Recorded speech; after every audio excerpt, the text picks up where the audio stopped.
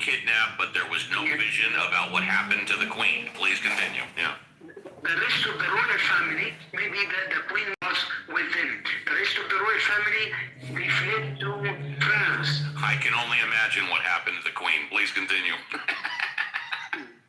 The rest of the family, they fled to France, and then they declared the first Islamic state in Britain.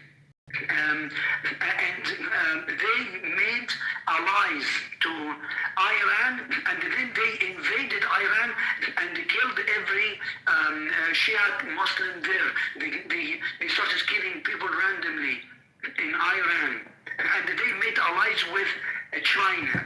Where are you from? Where are you from? Where you live? What country? I'm from the Middle East, but I can't tell you where exactly because... No, I'm not asking where. It's interesting that you're from the Middle East because my understanding is everybody in the Middle East, again, my understanding's probably wrong, live in America. Everybody in the Middle East knows that Iran is pronounced Iran, but go ahead. Yeah, it's pronounced... Yeah, it's pronounced Iran and Iraq is not... Iraq is not Iraq, it's Iraq. Go ahead. Yeah. Go ahead. And I live in the Middle East. You said that. You live in the Middle East. I know. Go ahead. Yeah. They made allies with China. That's it. This is the old vision I... Thank you. I'm glad that it's pretty difficult to mispronounce China. Thank you. Thank you. Appreciate that for sharing your vision, and I do not hate you. All right. Hey, buddy, if you can wait your turn, that would be amazing. We got one person before you. Is that okay?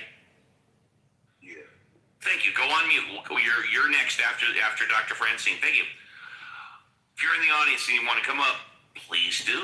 Dr. Francine, it's a pleasure to see you. How are you? Good morning, Steve. Haven't seen you in a while, so I know. I haven't seen you. I'm glad to see you. I thought I'd come say hello, especially since I don't know what's going to happen now with Iran.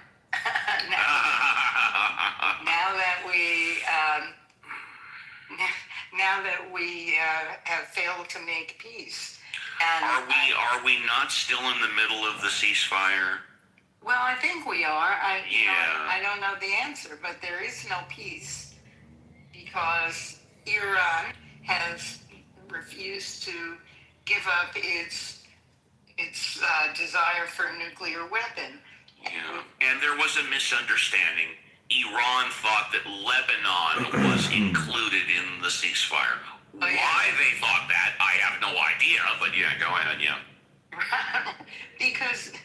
Because Israel and the United States, were sort of locked in arms up to a point, and then they weren't because nobody was negotiating in good faith, is what I...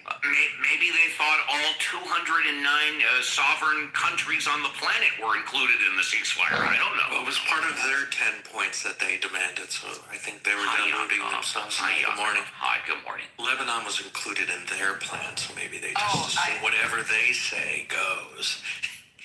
No, they assumed we read their plan. My turn. I can speak.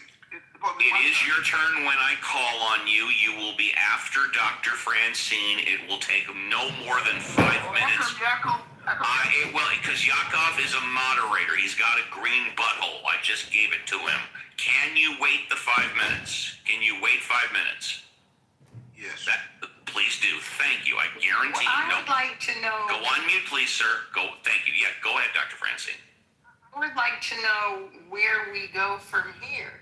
I think the ceasefire still is in effect for another week, and then Donald Trump. Well, here's the thing: Donald Trump, basically threw J.D. Vance under the bus because the person who really can make a deal is supposed to be Donald Trump, but that's not who went to make the deal. Right. So. Believe that if Donald Trump just stopped sitting back in his office and saying, you go try this, you go do this, you go do this. And then, if the person can't get it done where he thinks it should have been done, blaming that person. So this could be some kind of, forgive me, come to Jesus moment. Okay, all right. Forgive me, Scott. No worries. It's okay. It's okay. It's okay. For Donald Trump. Yeah, could be.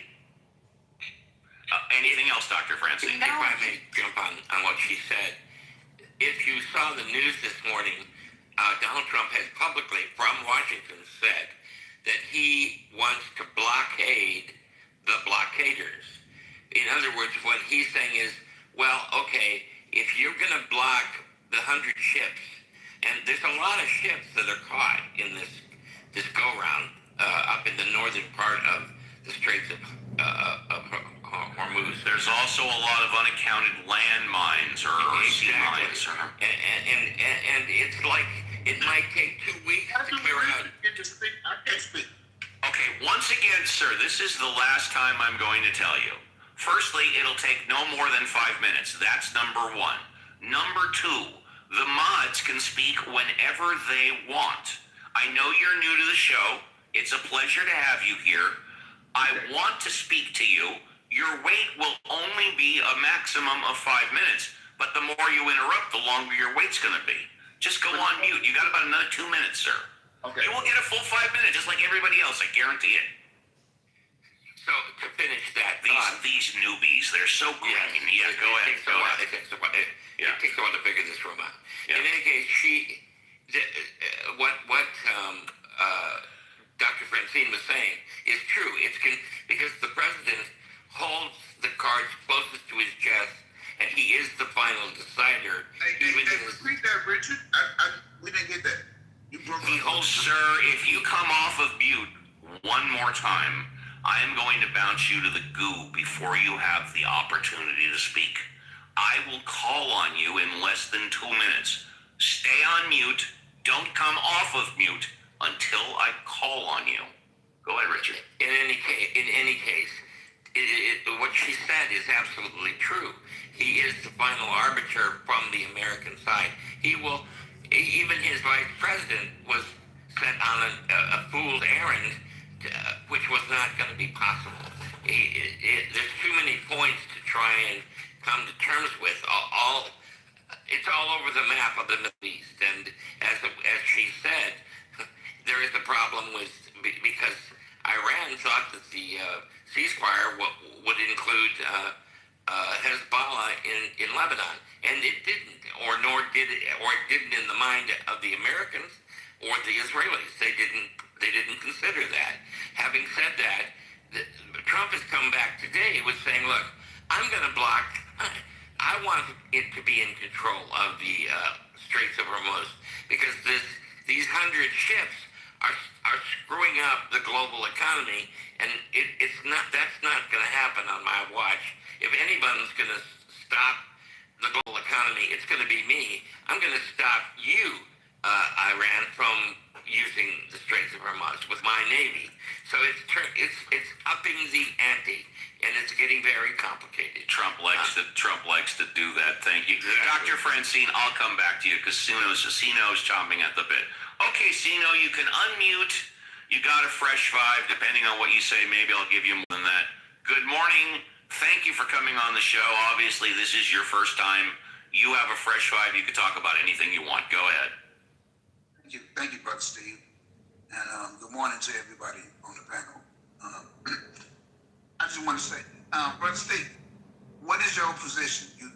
Are you for the war or are you not for the war? Oh, I thought you were going to ask me a hard question. I'm against all war. Okay, me too. I don't like what Trump did. Well, I like it when you agree with your Uncle Steve. Please continue. So now you my uncle? No, okay, you know what? Forget about the uncle. I'm glad when you agree with me. Go ahead. No, I'm not your uncle. Go ahead. Well, I'm going to call you my Uncle Steve. Uncle Steve. There you go. So I am your Uncle Steve. Go ahead. So, I got one question. sure I'm going to have one answer. Why you gotta be snarky to me, Steve? Why? You know what? I don't want to be snarky. I'm going to go on mute. I will let you say whatever you want. No, I don't want to be snarky. Go ahead. Stino, that's just Steve. He always does that. Hey, welcome to the show, Stino. Yaku, I don't like you, so I don't know why you addressing me. I don't like you at all. Cool your You jets, got to bro. be respectful to my mods. The fact of the matter is I like him. Go ahead. You talk to me. Just talk to me. Okay, so if opening up the Strait of Hamas, that's what it's called, Strait of Hamas, right? Hormuz. Hamas, okay.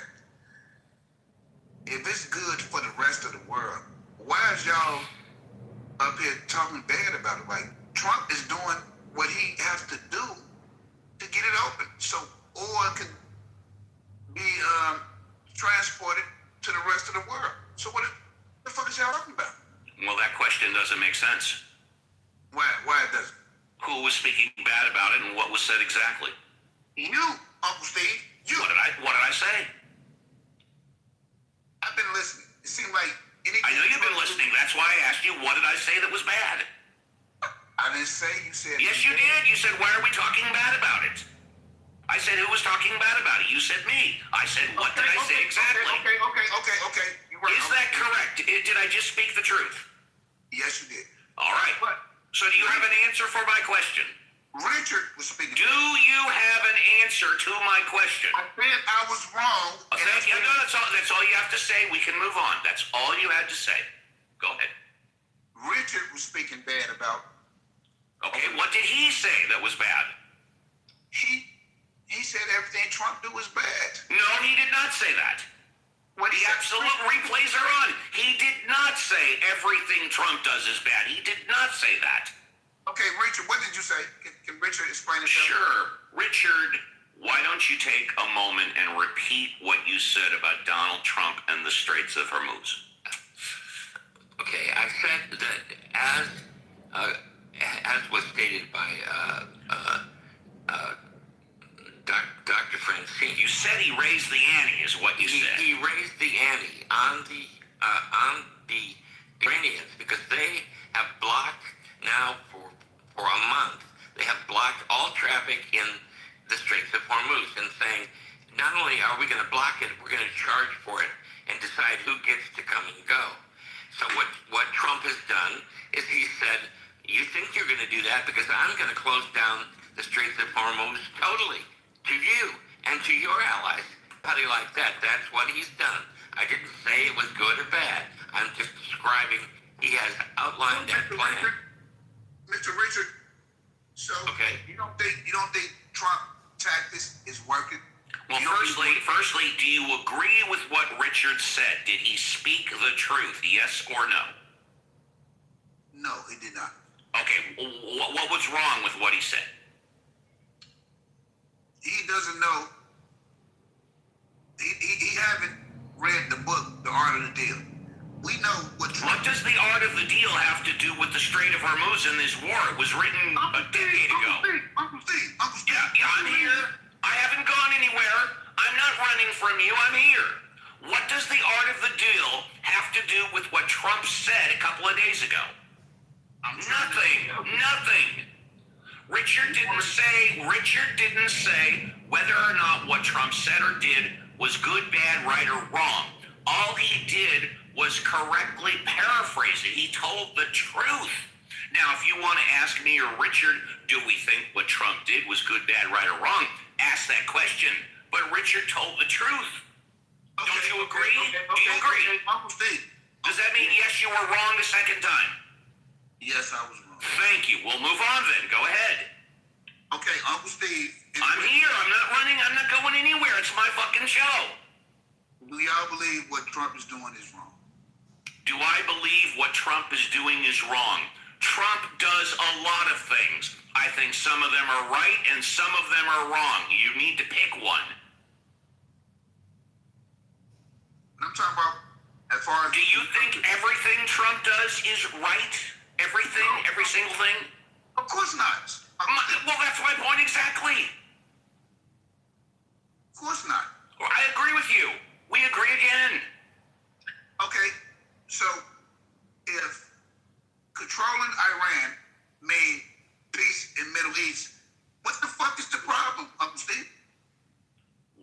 is the problem with what?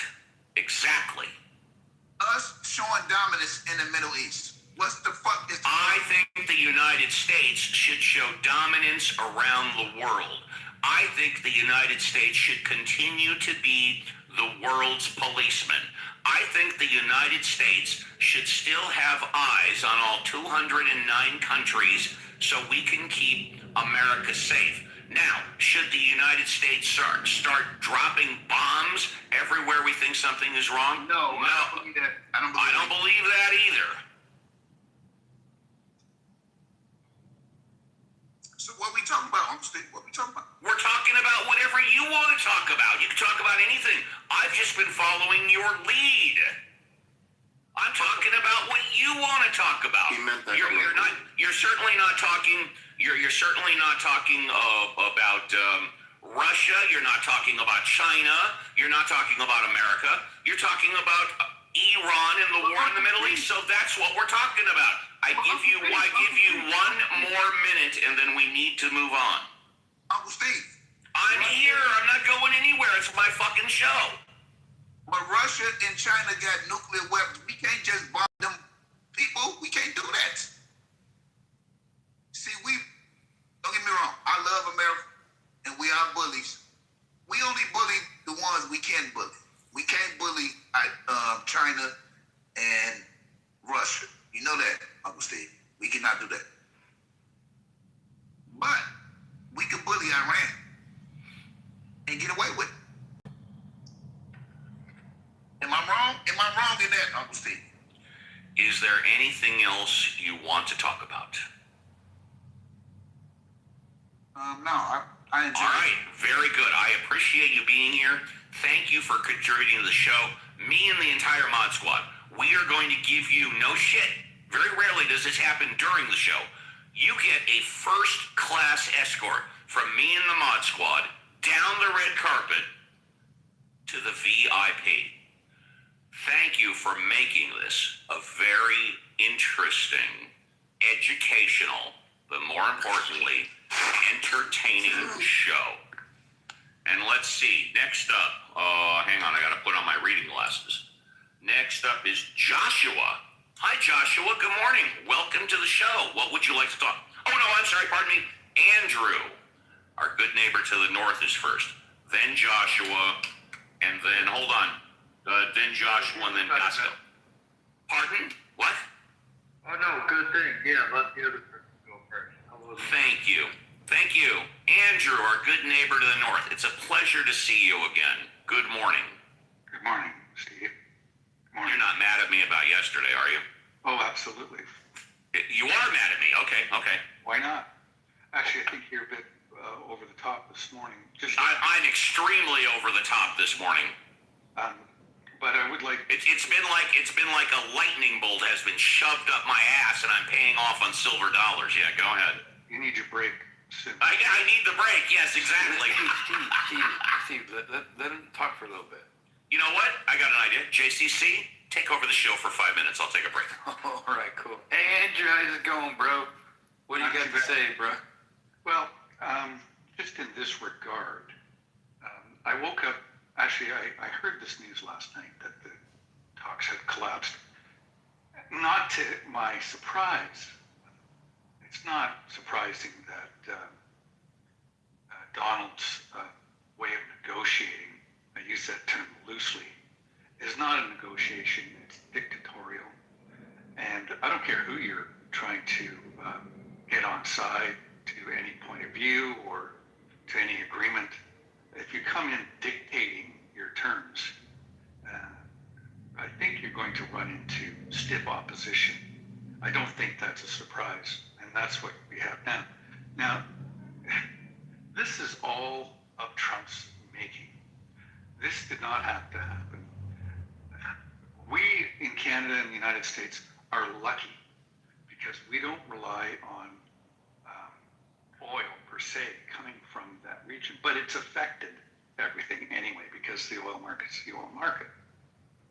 But there are other countries, especially in East Asia, that are desperate now, are desperate. I was just reading an article by Gary, who does the critical thinking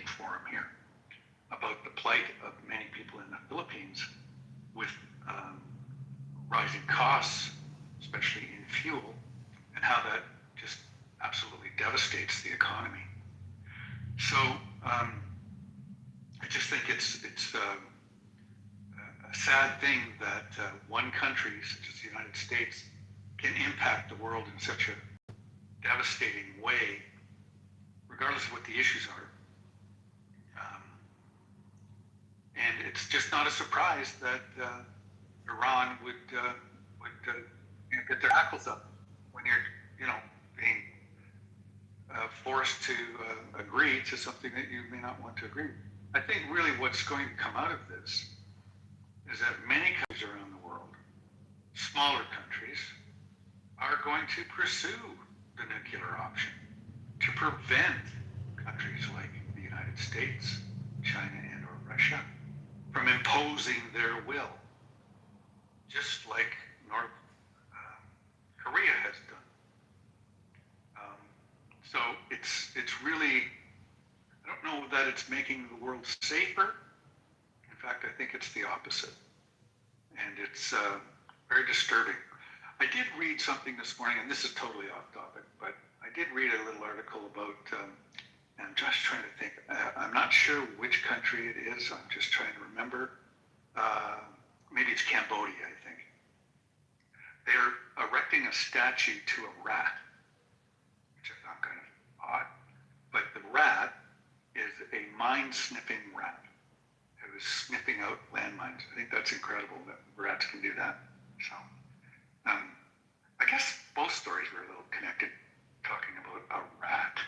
Anyway, thanks very much. Andrew, thank you so much. And thank you. JCC, real quick. And thank you, JCC. Yes, Richard. Real quick, JCC. I have family who live in Manila, and power has been out for the last 4 days because they have no fuel to run their the engines of their citywide power. The fuel from coming through the Straits of Hormuz to the Philippines. The city of Manila, which is a huge city, it's like 10 million people, has no power right now. So it's true what you're saying. If you're here for the first time, this is how the show works. We encourage everybody, especially the new speakers, and that means you, to raise your hand, come on up, and talk about whatever you want. We never, ever put a restriction on content. You can talk about God, religion, atheism, current events, politics, the show, Clubhouse, you, me, the Mod Squad. If you're having a problem, need some advice, I've assembled the best Mod Squad in the history of Clubhouse. They have a wide variety of fields of expertise and knowledge. If you have a problem with me or the Mod Squad, you can come on up and say, hey, Steve, got a problem. Or, Steve, go on mute. I want to speak to somebody on the Mod Squad. So please, that's how the show works. Everybody gets a fresh five. Joshua, good morning. Welcome to the show. What would you like to talk about? Joshua, going... Yeah, y'all hear me okay? Yeah, Awesome. What's up, Steve? you care. Wonderful. Thank you. Hi, good morning. Great morning. So, myself, atheist, You cut out Joshua after atheist. What? You cut out after atheist. atheist slash anti-Christian. Atheist, anti-Christian. Okay. By the way, and I'm hearing an echo, so I don't know if you're recording the show, you have a problem with your earbuds or earpods, you're listening to something else. But I am hearing an echo. I am outside. Go ahead, we'll fight through it. Go ahead. So, you are an atheist and an anti-Christian. Yes, sir. Yes, sir. I had a question I'd like to bounce a theory off of. Okay, all right. I admit, I did steal it off of, or not steal, I mean, I heard it on the Joel Reed's Bible show on YouTube. Well, you know, there is an old cliche that good artists copy, great artists steal, but go ahead. Oh, word. I like that. Okay. Thank you, I like it too, that's why I said it. Yeah. Okay. So, It's true, that's an old cliche, go ahead, yeah. well, I'm trying to think like a good one to like bounce with it, but I keep coming back to this rubber ball. How about don't cut off your nose to spite your face, or don't throw the baby out with the bathwater? But please continue. Yes, I'm full of cliches. Go ahead. Don't stub your toe before you whine. There you go. And it's full of a lot of other stuff, right, Steve? Thank you, JCC. Go ahead, sir. So, my issue is, did Eve know that she was doing wrong before she bit into the apple? All right, and I'm gonna add a little something to that as well. It is time for What Would Jesus Say? We haven't done this in a while. Ladies and gentlemen, boys and girls, nieces and nephews, what would Jesus say? Okay, let's go to the Mod Squad. Great question.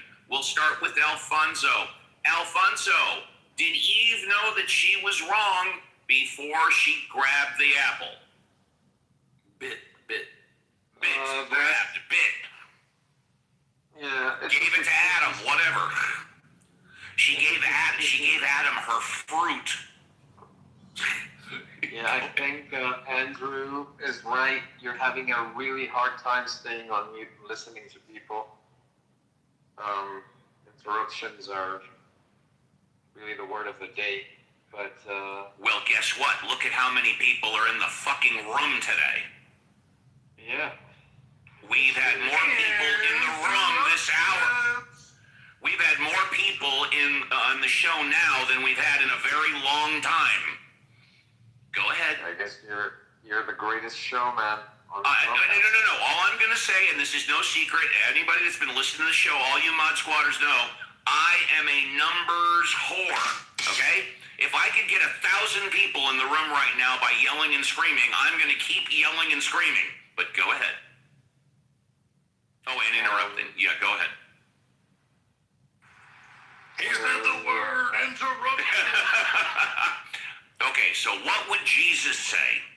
Did Eve know she was wrong about the apple? Well, are you gonna interrupt?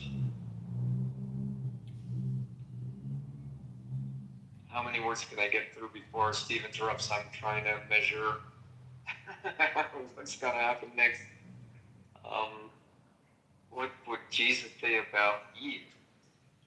We would have to look at what scholars say about the state of affairs of the Torah.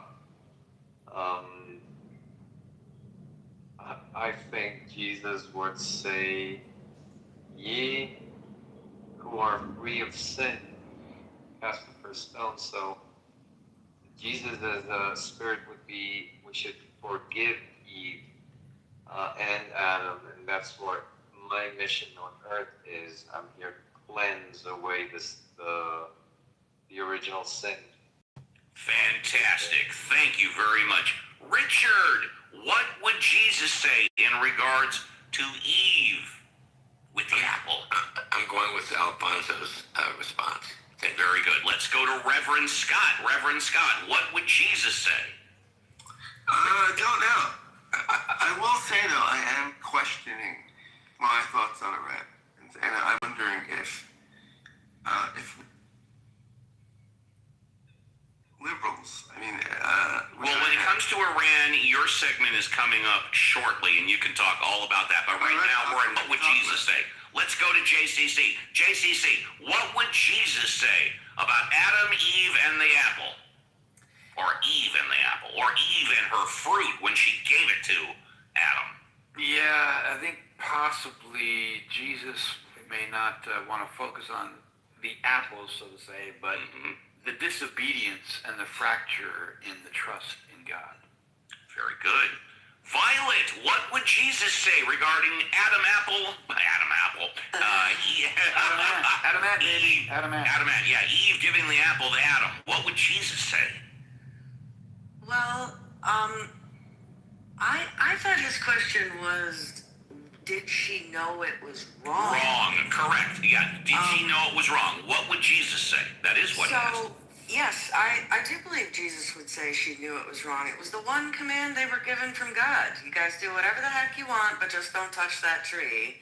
And she went ahead and did it. I mean, from a objective or an outside point of view, I guess, it seems like a child being told, don't touch that little statue. They don't know why. Don't put your hand on the stove. Right. They don't know why, but they know generally they know they're going to get in trouble or hurt if they disobey. Sometimes they go ahead and do it, but they know it's wrong. And so I think he would say she knew it was wrong, but as others have said, I also think he would focus on forgiving her for that and trying to lead her back to the light. She said, honey, I know this is wrong, but come taste my fruit. Lynn, what would Jesus say? Would Jesus say that what Eve did was wrong? I would absolutely say he did. She knew what she was doing. But I also know that, like any parent, he's going to let her accept the consequences therein, and that's what the consequences are going to be. But I would think that yes. But then again, you can hold somebody accountable for their actions, especially when they know what their actions are, and at the same time, love them anyway. So that's where I am. Thank you. And last but not least, Errol, what would Jesus say? Was Eve wrong? I think he would have said, hey, who told you he was lying about dying? Good for you. Winking and nod, and good for you. There you go. And so there we go. What would Jesus say? Are you happy, sir, with the responses you got? Can I bounce on that? Yeah, of course. Awesome. So I bounced my head on this table like 29 total times, I think. Holy hell. Excuse my language.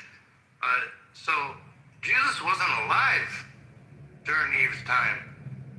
Neither were you. Exactly. So in the story, you didn't ask if Adam thought it was wrong. You asked if we thought it was wrong. Ooh, we weren't alive either. Good one. So can we use the story then? Sir, it's your fresh vibe. You can talk about whatever you want. Oh, word. Okay. I love the bounce back. So we're talking like when Eve bit into the apple. And then she didn't know right from wrong until Satan, the snake, told her that once you bite into the apple, you will know good and evil, aka right and wrong, blah, blah, blah. You will know like God. So how did she know that she was doing a wrong thing? I don't know. How did she know she wrong thing? I'll ask you. I don't think she did. All right. So she was ignorant. No problem. Obviously, an atheist, anti-Christian. I don't think the entire thing is real. I'm just wondering, how can this story contradict this story while this story contradicts that story while... I have no idea what you just said. Well, what story contradicts what story? What are you talking about? Well, Eve biting the apple. What's the other story that it contradicts? That we are inherently sinned because of someone else's sin. Well, the first sin wasn't known. It was kind of tricked, wasn't it? So, what's your point? So, sin isn't real? Sin is not real, okay? All right. Woo! Sin isn't real. You said the magic word. No, I just repeated what you said. No, you said sin is real. I said sin is not real. Hooray! Is there anything else you wanted to say? I guess that's it, man. I hope y'all have a great night. I hope you have a great morning. Thank you. Let's move on to, if you're in the audience and you want to come up, please do. It is an electrifying show this morning. Liminal, good morning. Welcome to the show. What would you like to talk about? Good morning. Good morning. I always like to express my observation on this war battle between atheists and theists on this app. Quickly here, I'd just like to say that it really leads nowhere, to be honest, and that's because there's a misunderstanding between both parties. Before you get to your misunderstanding, you don't think it is both educational and entertaining? I don't think it's entertaining at all. Is it educational? Depending on how one interpret the battle or the war. How about how it's also depending on how it's presented? Not even how it's presented. Again, it depends on how one observes it. Got it. Please continue. You've got an echo also, but we'll fight through it. Go ahead. Yeah, probably because I'm like almost in an empty space. I'm in an office space right now. So no worries. Yeah, so I was sidetracked a little bit. So when it just comes to just like my take, my perspective on this thing is that some atheists, and they may have a variety of reasons why they have become atheists. Maybe one of those reasons is because maybe, I don't know, church, the theists has in some way mistreated them, or they, rationally went through the information, like scripture, and saw that, oh, you know what, this isn't real. For whatever reason, when it comes to just like the theist, atheist doesn't understand their own position sometimes because it's clouded by this more emotional take on how they were treated within religion. I completely disagree with you. I think the atheist position is the easiest position to understand because it's simple. We don't believe in God. It's no more difficult than that. So I don't understand why you say sometimes some atheists don't understand their position. The position is very simple. We don't believe in God, period, end of story. Anything other than that depends on the individual. But please continue. Okay, Steve, you're gonna have to understand to not interrupt when someone is trying to... You want me to go on mute and let you speak uninterrupted? Go ahead. Yeah, because you didn't let me finish before you went down this whole... You don't need to justify it. I'm going on mute. You won't be interrupted again by me. Okay, well, just let me speak. Let you stay on mute, please. I can speak whatever the way I want to speak, right? You can't sit here and try to tell somebody how to speak. Anyways, what I was pointing to was that, of course, a lot of atheists tells you, hey, you know what? We don't believe that God exists. So the misunderstanding, simply put, when one atheist, a lot of them on this platform, tries to prove that God doesn't exist, right, to a theist, they then go to scripture to try to find the contradiction within to prove that God doesn't exist, which is totally absurd. It's not about scripture. It's about that God doesn't exist. So if an atheist truly understands their position, right, you can hinge or pivot on the word existence. Totally objective and totally perceptual, right? So if it's that matter, right, why do atheists always conform to scripture, right? There's no argument in scripture. What an atheist totally understands when they talk about God doesn't exist, they hinge on the word existence. One have to objectively prove to them, right, that God exists. No one on this planet has been able to do that. Otherwise, they will point to scripture or some esoteric background, some prophetic take on it, right? So with that being said, why would an atheist, right, who totally believe that God doesn't exist, right, or know that God doesn't exist, always seem to go into this realm of scripture and going back and forth with a theist? Because they don't understand their own position. And I'll leave it there. Yeah, well, not all atheists do that. And this is obviously your first time on the show. Otherwise, you wouldn't be saying all atheists. The atheists that do what you described don't know what they're talking about, and they're dead wrong. Because nobody can prove that God does not exist. That is impossible. On the other side of the coin, nobody can prove that God does exist. That is also impossible. So what I encourage you to do, and hopefully I haven't scared you away, is that you continue being part of the show. Let's go to my good friend Alex. Alex, good morning. It's a pleasure to see you here. Welcome back to the show. What would you like to talk about? I appreciate that, Steve. Listen, in the midst of, I see a Sunday morning storm. Well, let me argue for the Christians, I suppose. You know what amazes me?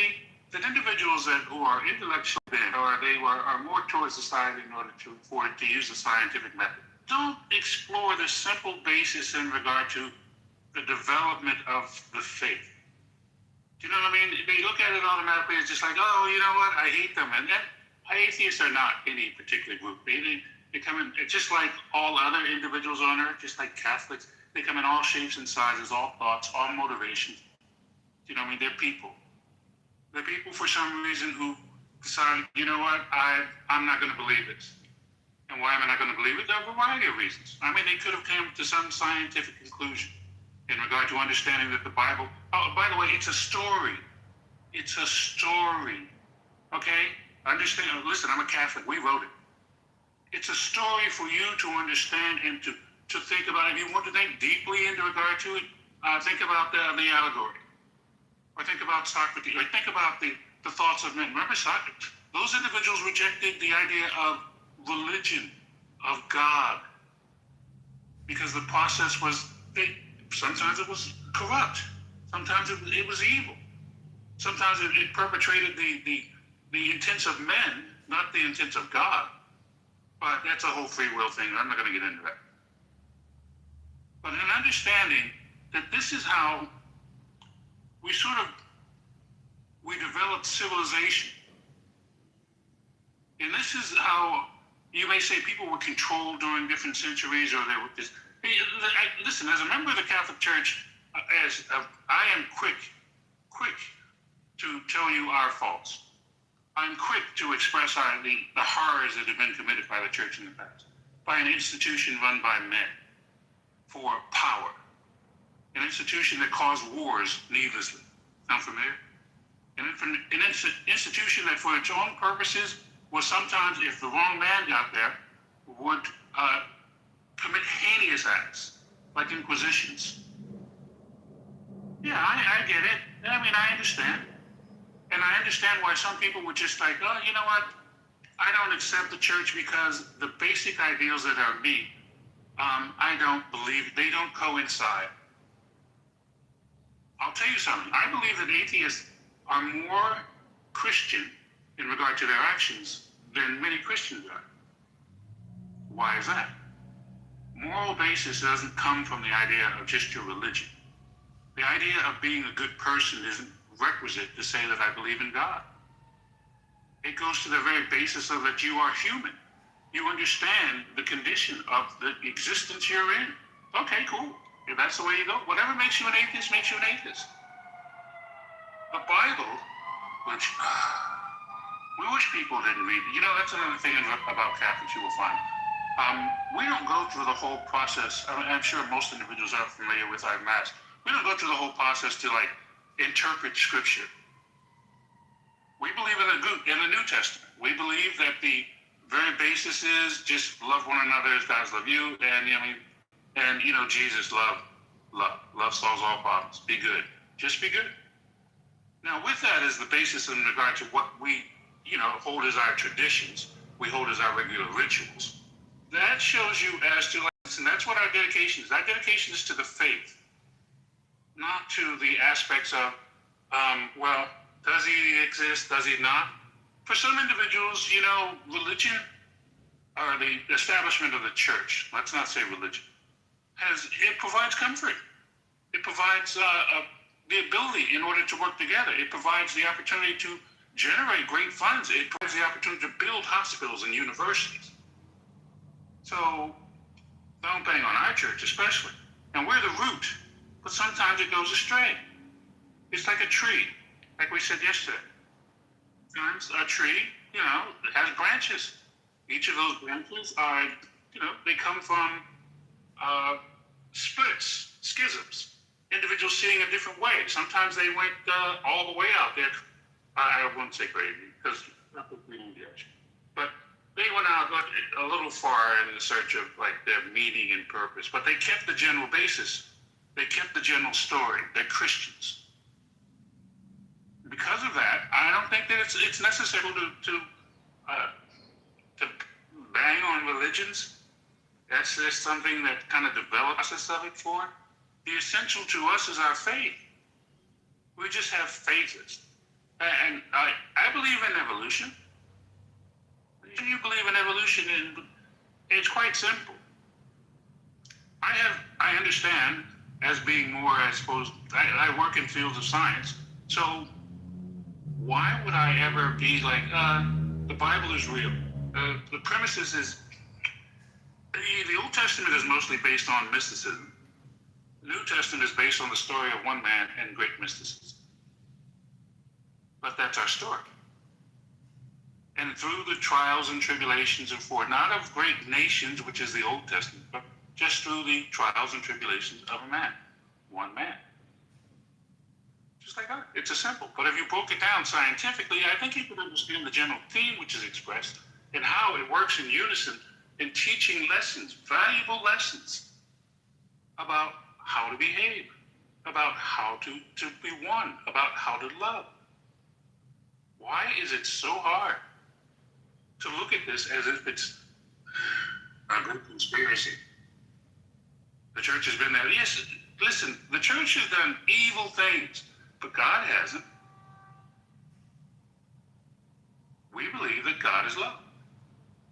We believe that God is the universe in regard to it, all things working in sync. We believe that, that this is more than just, it's the expansion of our concepts of God is oftentimes necessary not to support the actions of a religion, but to understand our existence. So when you say these things in regard to like, my Christian brothers, sometimes some individuals may go a little, for it. But that's, when you attack the faith, it's not a very, very, it's not an evil thing. Because if I say that, obviously you're like, see? It's an understandable thing. As Christians, we understand, all right? I think that atheists are the greatest example to a gift from God. Individuals who say that we will express at the end for our free will. To just be like, some more expressive than others. Some a little evil. Not evil, but let's say like mean. Some a little evil. I land with that. And I thank you very much. And with that, we are at the top of the hour. 2 hours in the tank, 1 hour left. Royvis is new on stage and definitely will be speaking towards the start of hour number 3 at the discretion of Reverend Scott. If you're in the audience and you want to come on up, please be bold, brave, courageous. Raise your hand and you can talk about anything you want. This has been very unique 2 hours. I have been calmly, I have been raising my voice, I have put myself on mute and let people speak in uninterrupted, and I have interrupted many times. But there's one thing for certain. When you come in this room, ask the atheist, with Reverend Scott and the Mod Squad, everything else aside, the truth will make you its bitch. So what? How's the part where you try to scare me? No. No, I don't want to scare you, but believe me, you don't want to be in here. Don't touch me, dyke-banded bitch!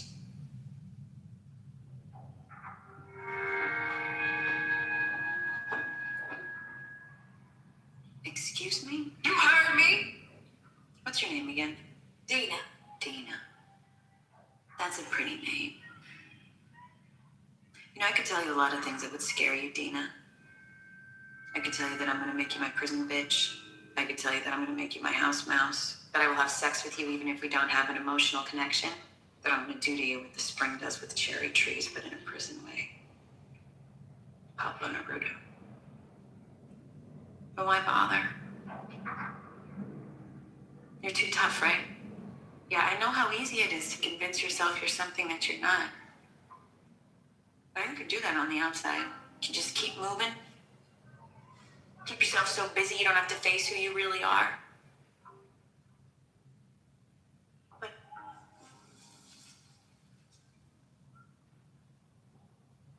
you're weak. Back the fuck off me. I'm like you, Dina. I'm weak too. I can't get through this without somebody to touch, without somebody to love. Is that because sex numbs the pain? Or is it because I'm some evil fuck monster? I don't know. But I do know I was somebody before I came in here. I was somebody with a life that I chose for myself.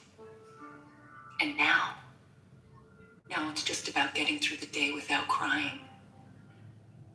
And I'm scared. I'm still scared. I'm scared that I'm not myself in here. And I'm scared that I am. Other people aren't the scariest part of prison, Dina.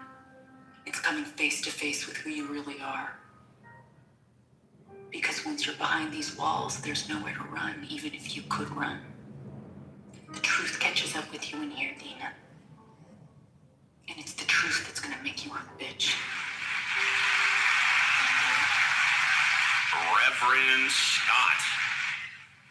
Reverend Scott, are you there? Reverend Scott going once, Reverend Scott going twice. That's okay. I had a feeling Reverend Scott might be a little busy. He's been extremely busy, and I stuck around specifically for that reason. Good morning, everybody. Welcome to another edition of Ask the Atheist with Reverend Scott and the Mod Squad. If you're here for the first time, this is how the show works. We encourage everybody, especially the new speakers, and yes, that means you, to be bold, brave, courageous. Raise your hand, come on stage, and talk about anything you want. God, religion, politics, current events, atheism, you, me, the show. Just have a take and don't suck. What does that mean? It doesn't matter if we agree or disagree with you, but don't come in and say the earth is flat. Then we're going to have a problem. Then I'm going to have to stop you and question you. Let's go to, is it Roybus? Roybus, good morning. It's a pleasure to see you back on the show. Yeah, hi. How's it going? Hey, how's it going? Yeah, the world is totally not flat. Thank you, Roybus. Right. And yeah, God is 100% good. Yeah. All of his, especially the Old Testament stuff. It's some good stuff there. Yeah. Thumbs up. Want to draw some distinctions between the Old Testament and the New Testament, with the exception of Jesus being resurrected? Well, you know, I just thought I'd ask you. It seemed like an appropriate question. I don't know. all those prophecies that were fulfilled. Yeah, it's fun stuff. How's your experience on Clubhouse lately, Roybus? I've known you pretty much since I first started. We've got some history. Where are you hanging out lately? What's been good for you? What's not been good for you? I guess mostly in like prose room and the science rooms with Yeah, John's science room, a bite of physics. That's amazing. He does that like every Friday or something. Yeah, I don't know about that one, but it's definitely I hang around where his rooms and stuff. Mm-hmm. Yeah, so and then I haven't really been talking about religion at all. Mm-hmm. Well, you can talk about anything you want here. You know that. Yeah, but getting caught up in those crazy debates and all that. Oh, I know. I mean, you've been here before. That's not what this is about. This is about a platform where people can come up, talk about whatever they want. I never control content, and hopefully we get both sides. Sometimes I go on mute, just let people speak, go to the next speaker. Sometimes I'll comment, and sometimes I'll interrupt like 5 times. It just depends what people are saying and what I think about it, Right.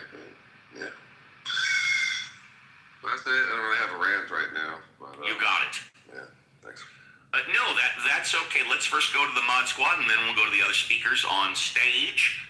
Let's go first to Alfonso. Alfonso, would you like a fresh five? Alfonso might be busy with the fam bam. Okay, let's go to Richard. Richard, would you like a fresh five? I think I've said most of what I want to say. I don't want a fresh five. No worries. Reverend Scott is busy. We'll go to JCC. JCC, would you like a fresh five? Sure. I'll take You got it, buddy. Yeah, hell yeah. And I will not interrupt you. I'm going on mute. You can chime in. I'll interrupt you back as well. That's just my fucking show. Who the hell am I, you know? That's right. Steve gets more than 50% of the mic time, and we just get to enjoy. Yeah, this has been an interesting discussion about God, morality, and there's been a lot of discussions about the moral code, and it seems like someone said, I do believe it was Alex, said that atheists are like Christian, and I'm like, you know, when I hear that said, it sounds like because of the moral code. And we must remember the golden rule is way pre-Christianity and way religion as well. So the Christian way is, you know, like Jesus says, do unto others as you wish them to do unto you. Jesus spoke of the golden rule. That was pre-Christianity, pre-religion. So when someone says atheists are like Christians, they're just saying atheists have a good moral compass, and I appreciate that. We're not like Christians because we don't follow Christ. We just have a good morality, right? We have a good rule of thumb to follow, and a lot of, I'm not going to speak for all non-believers, but they do probably follow the golden rule, because the golden rule is a good rule of compass. And, you know, those who believe in God, good for you. It's a mental concept, and it lives and is existing in the mind of those who believe. And when I say morality is subjective, and those who believe in God follow the moral compass of God, and it is subjective, it's not a bad thing. Subjective morality is a good thing. It just ebbs and flows with the necessity to benefit society. It's not bad to be subjective. So it seems like it strikes a nerve to have a discussion of morals being subjective. It's a good thing, right? It's a good thing to be subjective, to ebb and flow what's best for society. You know, we can all get along, folks. Steve. 5 seconds almost. Violet, thank you, y'all. I forgot to press the button because I went on mute. Thank you. The mod squad is on. Standing ovation for the mod squad. Standing up for that 5-second rule. Thank you very much. Appreciate that. Thank you very much. Because of what you, JCC, and Alex said, both of you made me think of something about the golden rule and God and Jesus, and I want to play this clip. For any of you that ever saw the movie 42, this is the story of how Jackie Robinson came to play with the Dodgers. This is a 2-minute clip of him meeting with Branch Rickey, whatever, the general manager of the Dodgers, and the golden rule and Jesus come in. Check it out. I know you can hit behind the runner, that you can read a pitch. One question is, can you control your temper? My temper? Yes, your temper. What are you, deaf? A black man in white baseball. Can you imagine the reaction? The vitriol? Dodgers check into a hotel, a decent hotel. You're worn out from the road. Clerk won't give you the pen to sign in with. We got no room for you, boy. Not even down in the coal bin where you belong. Team stops at a restaurant. Waiter won't take your order. Didn't you see the sign on the door? No niggers allowed. What are you gonna do then? Fight him? Ruin all my plans? Answer me, you black son of a bitch!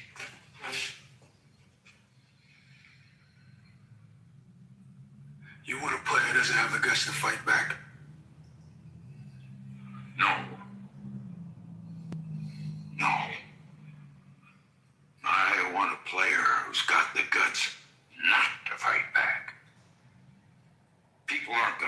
this. They're gonna do anything to get you to react. Echo a curse with a curse, and they're only yours. Follow a blow with a blow, and they'll say the Negro lost his temper, that the Negro does not belong. Your enemy will be out in force, and you cannot meet him on his own low ground. We win with hit it, run, feel, only that. We win if the world is convinced of two things: that you are a fine gentleman and a great baseball player. Like our Savior, you got the guts to turn the other cheek. And Hineme were 70% Christians, and the golden rule did not apply to Jackie Robinson. He got death threats throughout the entire part of his career. He had other players didn't want a black man in baseball, and he could not meet them on their own terms of the golden rule. Treat others like you want to be treated or the way they treat you. He had to have the guts not to fight back. Let's go to, well, Daryl hasn't had a fresh five yet. Daryl, good morning. It's a pleasure to see you. Thank you for doing the heavy lifting. Would you like a fresh five? No, sir. I'm packing. I'm hanging out listening to you guys. You got it, buddy. Okay, Yakov, would you like a fresh five? Yakov. I'm good. I'm here to listen and to... You got it, buddy. If you're in the audience, feel free to come on up. And now we go to the rest on stage. Paul, would you like a fresh Actually, five? Steve, I wanted to say something. Violet, I forgot you, Violet. I am so sorry. Getting me yesterday and today. I forgot her 2 shows in a row. My good God. You know what? Let me give me a wah wah wah. I'm gonna give you a spanking. Oh no! But he may like that. I mean, may like it. I definitely will like it. I can't help myself. Yeah. It's been a really punchy show today, for sure. I think the when JCC ended what he was saying, we all just get along. I mean, to me, that's, should be the goal, whether you're religious or not. Let's try to work together. I find it really hard to believe, or hard to understand those of faith who see someone who's doing good deeds in life, who's making a difference, who's going in a positive direction, but they don't see them as good as they are if they aren't doing it for God and not just for good. It seems to me that if you see that they're doing good, work with them to amplify that good. If their motivations are not necessarily spiritual, does that stop the positive effect of it? I mean, it just drives me crazy that we can't find the common things that we all want to improve and work on doing that together. It's puzzling to me because I realize people's faiths and ideologies and beliefs are important to them. But, when it comes to working with other people, doesn't it help to start by finding what you agree on and how much of what you agree on versus what you disagree on and how much you disagree on? Wouldn't that be a good place to start? I'll land with that, but can't we all just get along, just like JCC said? And I am going to respond, and then we'll move on. Unfortunately, a lot of people on Clubhouse are not interested in seeing a train running smoothly on the tracks. That train could go all day, nobody gives a shit. But as soon as there is a train wreck, everybody wants in. Determining what you agree on before into your disputed issues is a main factor in both the law as well as debate.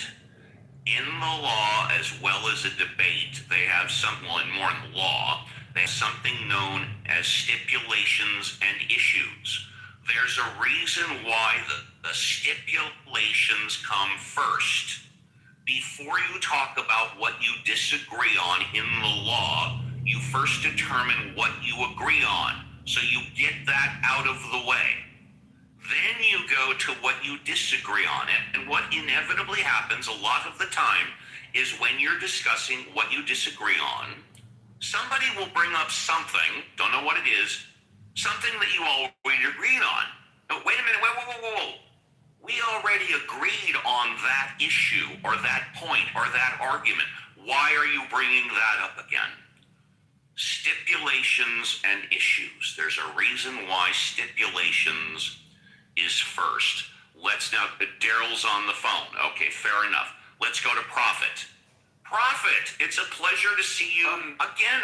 But did I miss somebody again? Paul's actually new on stage. I'm sorry. Oh, that's right. Thank you, JCC. Paul number 2. We did have Paul number 1. Well, now it's the only Paul. Hi, Paul. Welcome to the show. It's a pleasure to see you here. What would you like to talk about, Paul? Hey, it's good to be here today, and I appreciate being back again. And I always enjoy your room. You're very kind. What I wanted to say is I love this topic with agnostic, atheist, Christian, whatever you want to say, but the golden rule. It's like what Violet said just before. I really like what she said, and that was, you do not have to be religious or spiritual or whatever to be human, to be nice to people. That's the golden rule. There's nothing Christianity about it. Fuck that. It's just being a person that has good in their life. And so when people try to say, well, you have to be religious or you be spiritual to have good in your human form, then I don't know where they're getting that from or what they're thinking, because there's nothing to that. It's just the fact that, hey, be kind. Be kind to somebody. Fuck, how hard is it to be kind to somebody? I mean, fucking, hey, come on. You know, so I'm on a journey myself, and I've been a Christian pastor.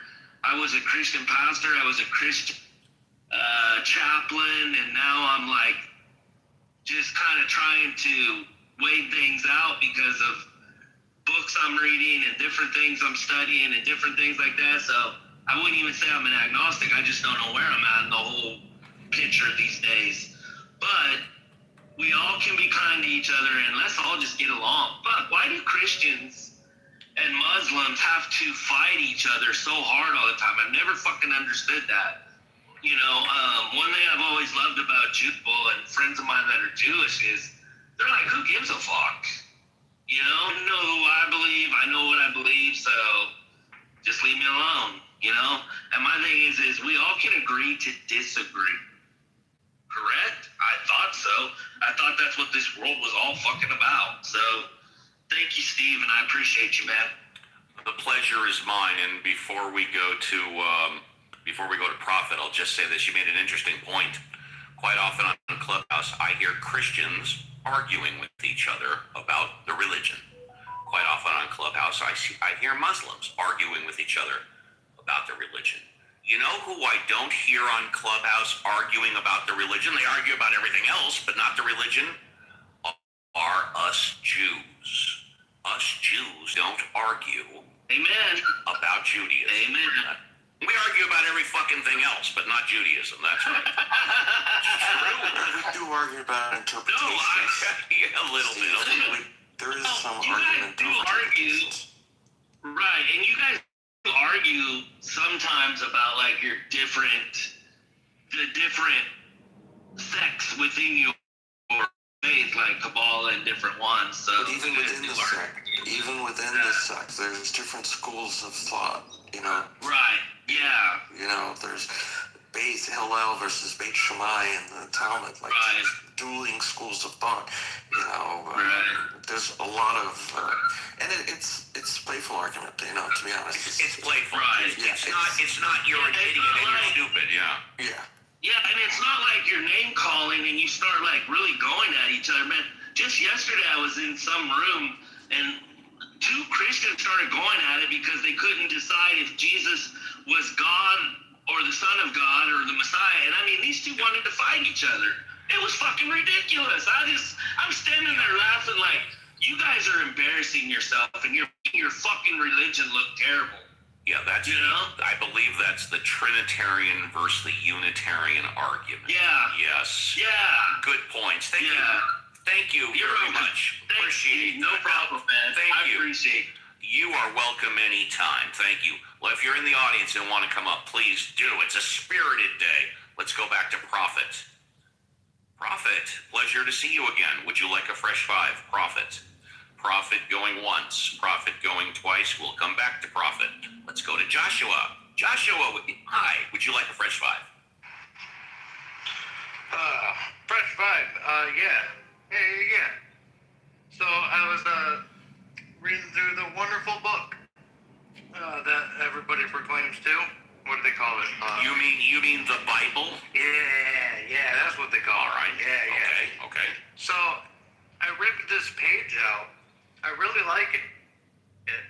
Ooh, are you supposed to do that? Well, I did it anyways. Okay. Fine.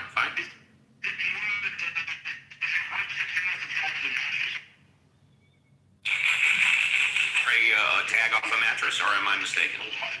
I think so. It's apparently so it is against the law. That's what I thought. Yeah. Okay, go ahead. I think that's a discontinued law. I don't know.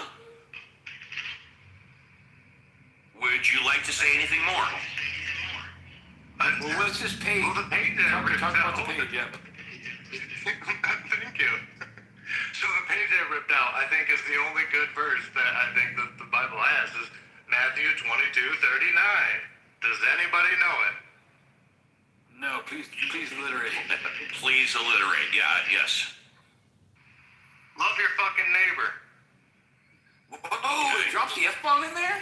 Wow, I didn't know the Bible dropped the F-bomb. Jesus apparently said, well, in my redacted version. Now, I have a new Bible, by the way. It's one page. I took it from, I copied it. I scribed it. I may have interpreted it different. It's my Bible now, but it says Joshua 22:39, New Revised Edition.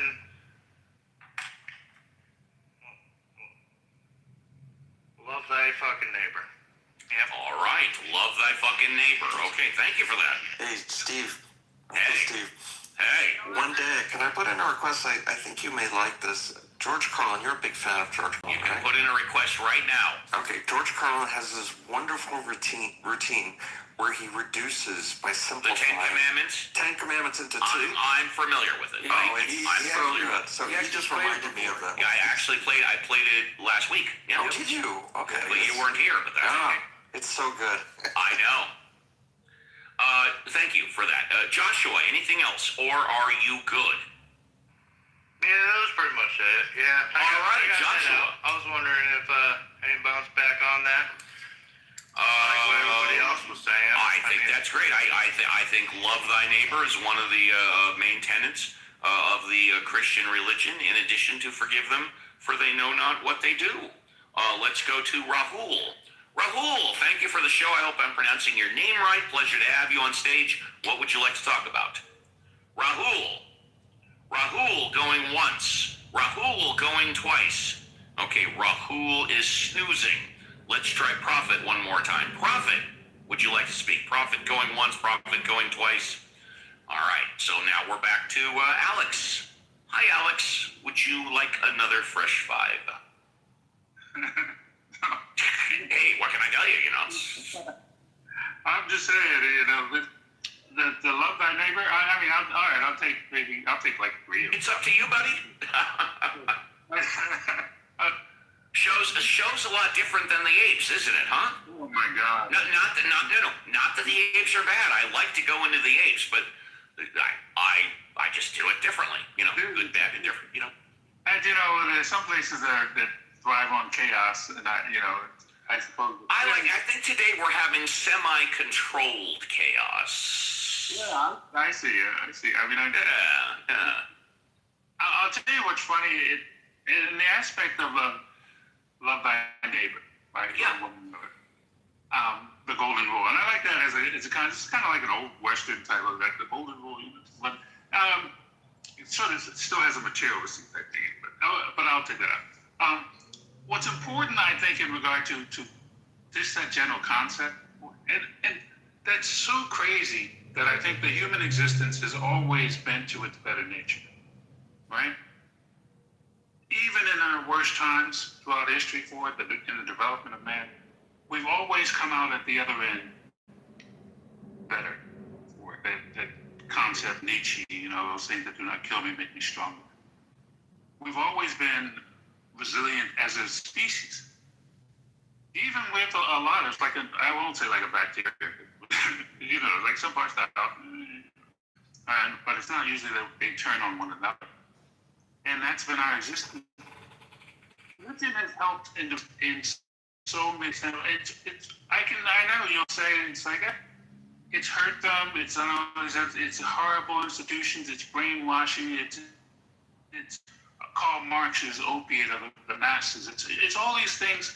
But look at it in regard to its from the practical scientific side. Look at it in regard to it's spreading that message.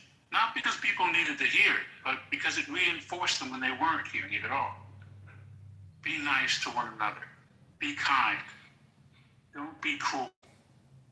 Be merciful. Use the general concepts in regard to the Beatitudes. You know what I mean? And that's about love. 1 Corinthians 13, the love chapter. Well, it's just about love. It's and I don't want to preach because I'm not going to get on the whole, because I know where some will go with this. But I'm just saying, if the idea is to love one another, is to be kind to one another, is to be merciful to one another, if that was a world concept, it would be fantastic. Well, I'm going to interrupt you right there because Pope Francis is once again stepping onto the world spotlight. He issued a renewed call for leaders to choose dialogue over destruction, emphasizing the moral responsibility to protect civilians. His message comes as humanitarian cries worsen in several regions, with faith-based organizations increasingly filling gaps in aid delivery.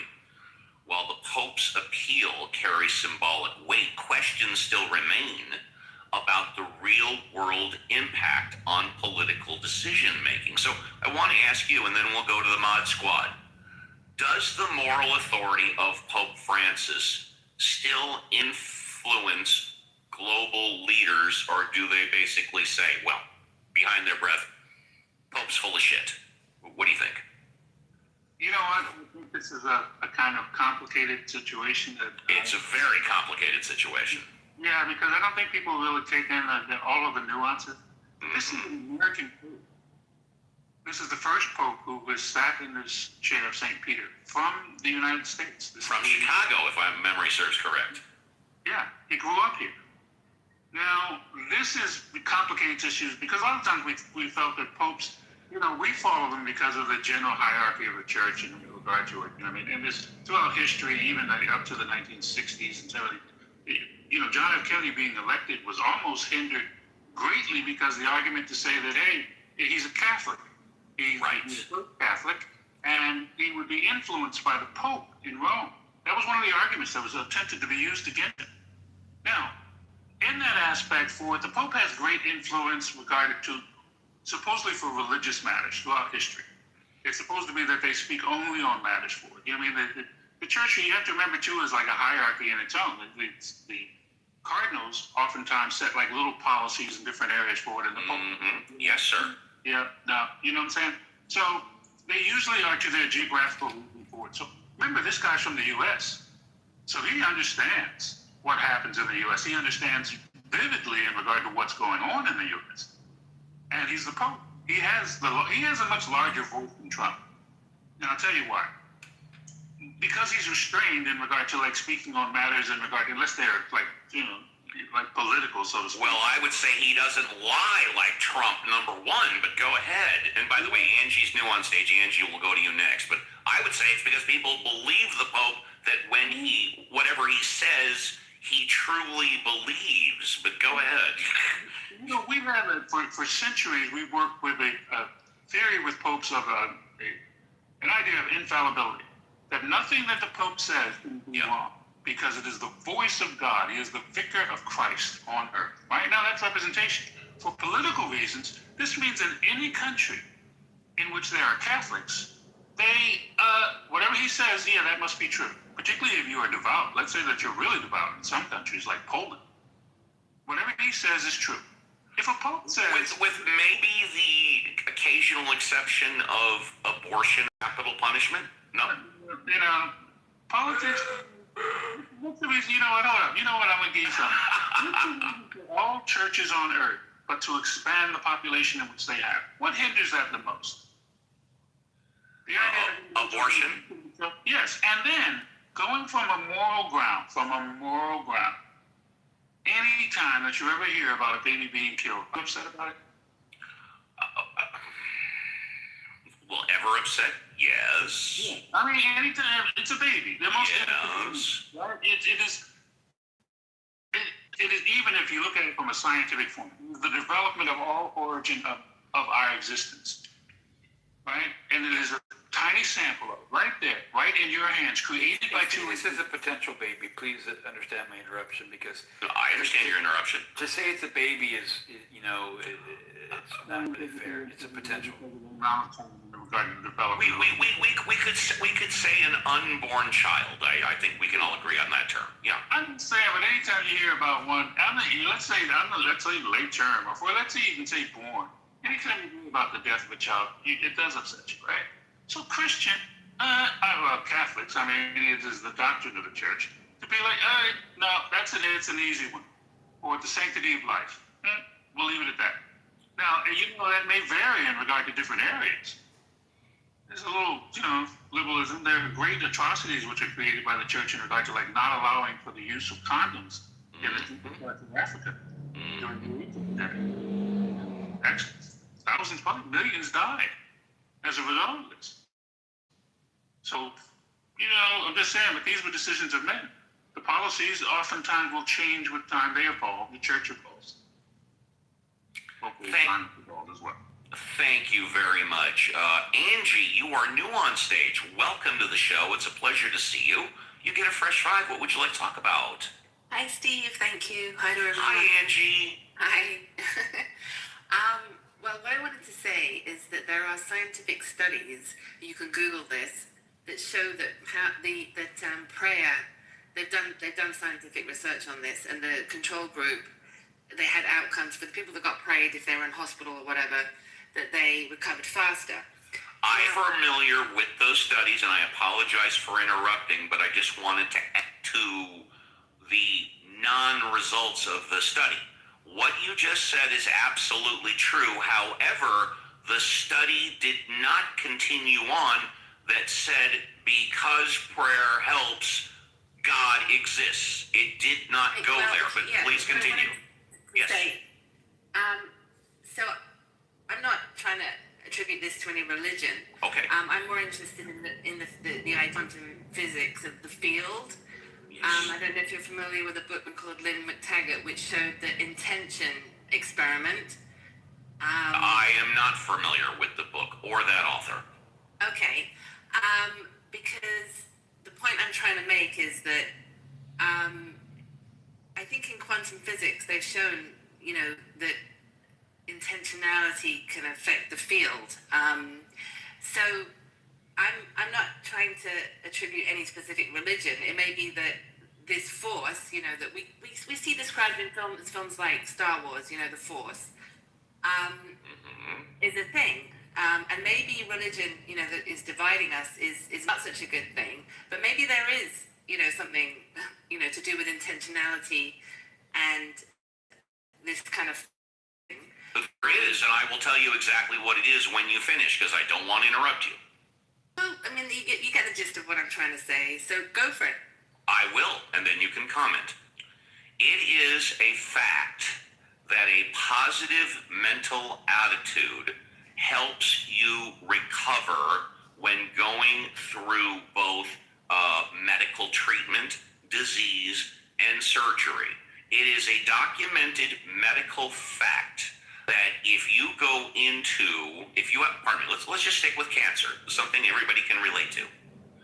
If you are completely depressed, if you have no faith that in your doctor or what your doctors are recommending, or if you go into surgery and you go in all depressed without a will to live, your chances of recovery are less than if you go in with a complete desire to live, complete faith in your medical professionals, and faith in your doctors.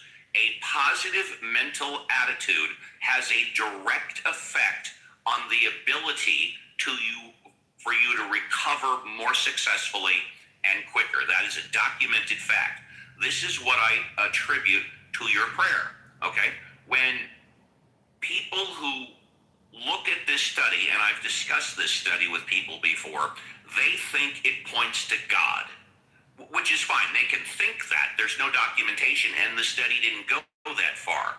What I believe it does is reinforce what I just said, that when you have a patient, and you have a positive mental attitude, because you have family, friends, and partners that are not only praying, but praying with you, that gives you a more positive mental attitude, which has a direct effect on the recovery power of the body. Go ahead. And I just wanted to finish with this quote, which is, if you can't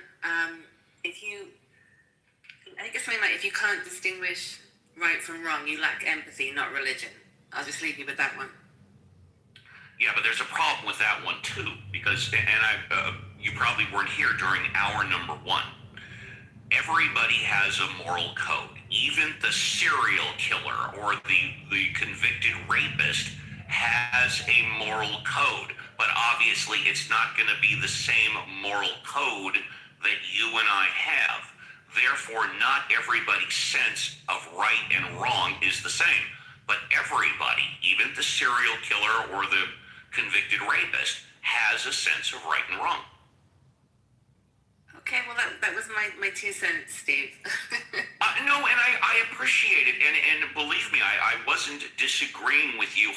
What I was attempting to do, hopefully it was successful, was just adding to what you were saying by putting forth my own personal perspective. I hope you didn't take it as being rude or anything. No, absolutely not. No.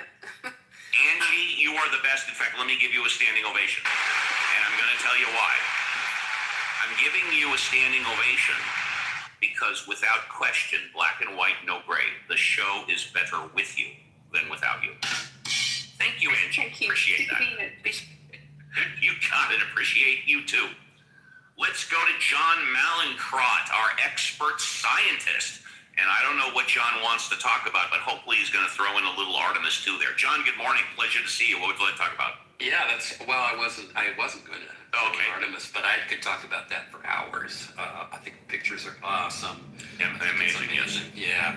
No, I just wanted, you guys were talking about the 10 Commandments earlier, and I put some stuff in the chat. I think it's really amazing to me that people talk about the 10 Commandments and have reverence for them. It's as if nobody has ever even read them. You know, when you read them, I submit that you can't read them and not appreciate how completely ridiculous they are. And I put with the exception of 6, 7, 8, and 9, which are obvious, just kind of like, come from the golden rule. But I put my translation of 2. This is a literal translation from the Bible into English so that everybody who has never read it will hear it for the first time. Commandment 2 literally says, don't draw, paint, or sculpt images of stuff that is in heaven, or that is buried, or that is in water under the earth. And if you happen to find any stuff like that, ignore it. Because if you don't, I will fuck with your children, your grandchildren, your great-grandchildren, and possibly even your great-grandchildren. That is literally the second making statues in God's image, or no? I think that's the part. Yeah. So that's the thing. Don't draw, paint, or sculpt images of stuff that is in. Right. Yes. Yeah. Yeah. I've never heard it put that way. So thank you. Well, so I put all 10 of them in there. You know, you go down through that. It's just, they are amazing until you get to 6. Don't kill. Don't commit adultery. Don't steal. And don't lie about your neighbor. You know, you think it could have just said, don't lie. But it doesn't even say that. I didn't know it said don't lie about your neighbor. Clearly it says. I know it says, or it alludes to, don't covet thy neighbor's things. No, that's 10. 10 says, okay. 10 says, what is it? Don't wish you had the stuff or spouses of others. And as George Carlin, I think, says, what? How do you do that? You know, yeah, that is a 9-minute bit, but Yakov maybe next weekend because it's a 9-minute bit. Yeah. Well, that is, and it's not. I mean, the point is, he talks about how you need it for the economy, but it's like, don't think of an elephant. You know, don't wish you had the stuff of spouse. So you're sitting there going, oh my God, I'm going to hell, right? I mean, the moment you see something, you say, oh man, I wish I had that. Yeah. You're going to hell. It's just amazing. And so I totally support putting the 10 Commandments in every courtroom in this country. Yuck, yucky. So that people are forced to see how completely cuckoo Christianity is. That's my position. You know, but if you do that, then you have to put the Quran's commandments in there too. Well, that's right. Let's do that too. Let's do that too. Okay. John, thank you very much. And we're getting close to the end of the show. This sucker will shut down in exactly 18 minutes. So if you want to come up, now is the time to raise your hand. Otherwise, it's going to be impossible. Let's go to... We'll tell you what, if anybody on stage wants to contribute, go for it. I'm going to read something here. All right. If I can. That's okay. And while JCC is looking for what he wants to read, we do have a reading rule here. Generally, no, I know you know it. I'm telling everybody else. Generally speaking, we allow people to read whatever they want, but no more than 60 seconds. JCC, I know you know the rule, yeah. I'm going to try my best to keep it under 60 seconds. So go 65 seconds. We'll give you special dispensation. Yes, the 7 tenets, and these are much better. You can read the whole thing. I know exactly what it is. Go for it, and don't say what it's from. We'll let people. We'll let the non-mods. Yes, yeah. Oh my goodness, I can't get it good. There we go. So, 1. One should attribute the act. Oh man, give me. Yeah, no problem. So, well, JCC. As we know, there are a minimum of 5,000 different religions on the planet. JCC is getting the 7 tenets from one religion. He will read them, and then non-mods, you will be able to guess what religion this is coming from. JCC, are you ready? I'm ready. Go for it, buddy. One should strive to act with compassion and empathy towards all creatures in accordance with reason. 2. The struggle for justice is an ongoing and necessary pursuit that should prevail over laws and institutions. One's body is inviolable, subject to one's own will alone. The freedom of others should be respected, including the freedom to offend. To willfully and unjustly encroach upon the freedoms of another is to forgo one's own. Beliefs should conform to one's best scientific understanding of the world. One should take care never to distort scientific fact to fit one's beliefs. People are fallible. If one makes a mistake, one should do one's best to rectify it and resolve any harm that might have been caused. Every tenet is a guiding principle designed to inspire nobility in action and thought. The spirit of compassion, wisdom, and justice should always prevail over the written or spoken word. Thank you for listening. Absolutely. So non-mods, if you want, unmute and guess what religion that comes from. Go ahead, Joshua. Hail Satan. The Church of Satanism. You are right. Congratulations. Those are the 7 tenets from the Church of Satanism. Joshua knows his shit. Very good, Joshua. Absolutely. It's from the Satanic Temple. Oh, I'm sorry. The Satanic Temple. My mistake. It's a little different. Yeah. Yeah. Yeah, it's different from LaVey, right? Yes, that's correct. LaVeyanism. Yes. Yeah. Yeah, I like those ones because they're more logical to me, at least, you know. But then they make no sense. Like tree, I still have this page, 2239, and it still holds true to this Christianity, 1 verse.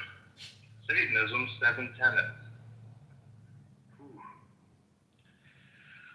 Thank you, JC. Thank you, JCC. The Southern Baptist Convention is facing renewed internal tensions over leadership, structure, gender roles, and doctrinal direction. Delegates and church leaders are debating how to balance traditional theological positions with pressures for modernization and inclusivity. This comes at a time when membership trends and culture shifts are challenging many large denominations in the United States. The outcome of these debates could reshape not only church governance, but also the broader influence of evangelical Christianity in American public life. Question: is this primarily about theology, culture, or institutional control? Could these debates accelerate fragmentation within evangelical Christianity? And or what impact might this have on U.S. politics? Anybody on stage is welcome. Is welcome to unmute and comment as we come down to the end of the show. If not, we can start our goodbyes and closing thoughts. My one short thought, Steve, is that bringing people together in the sense of helping the world tends to be a good thing. Unfortunately, the theological tangles that come into play make it hard for me to believe that the evangelical church can do that. I mean, it's just, I think that will create a lot of division among them.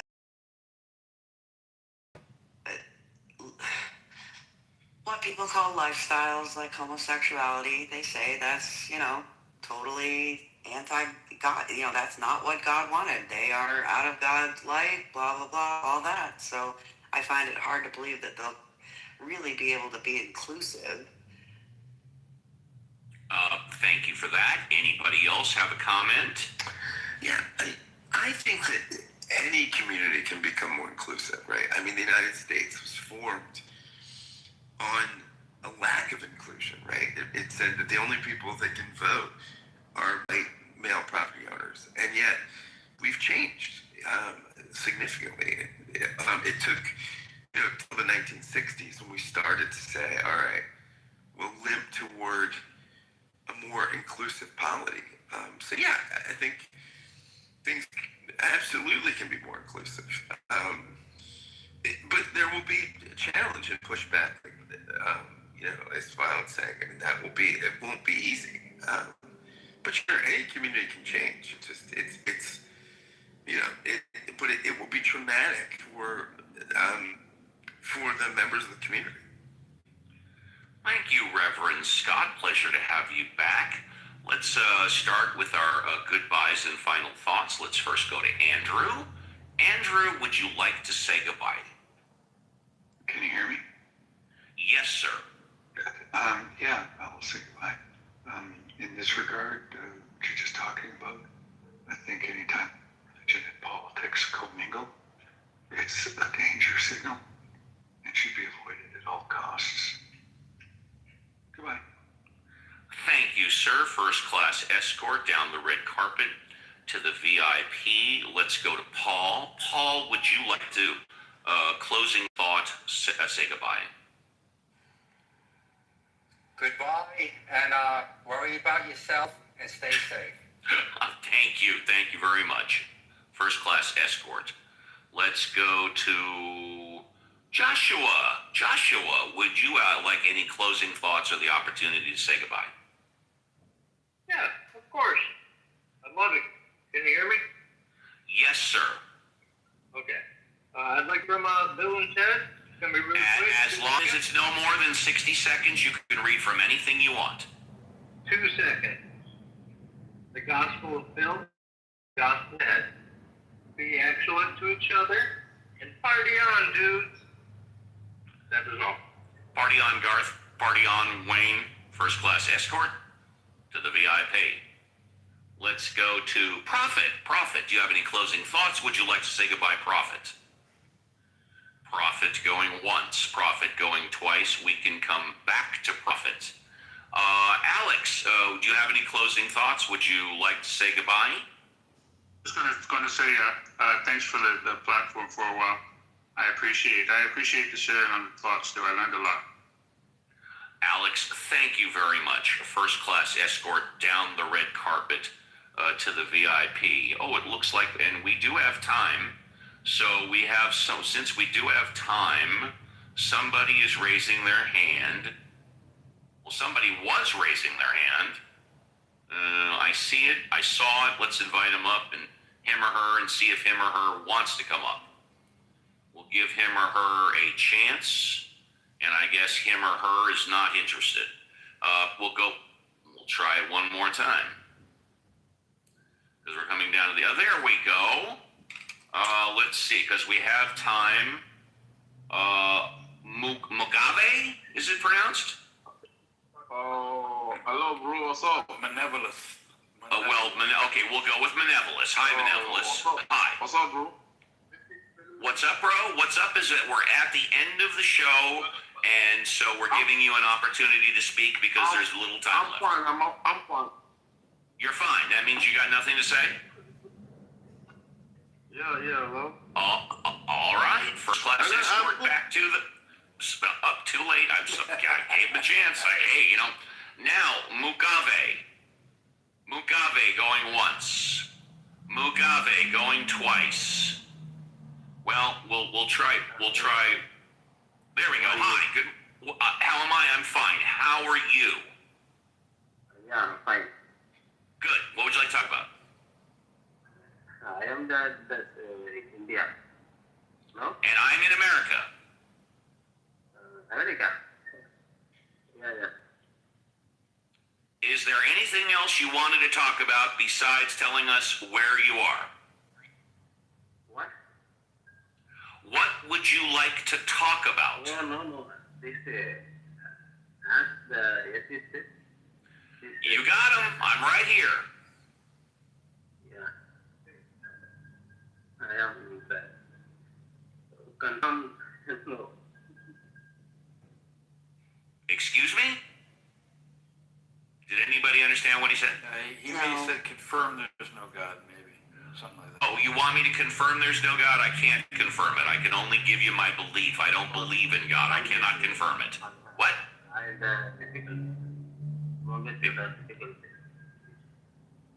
Can anybody understand him? No, I can't. No. No, okay. Is there anything else you'd like to say? I know Hindi.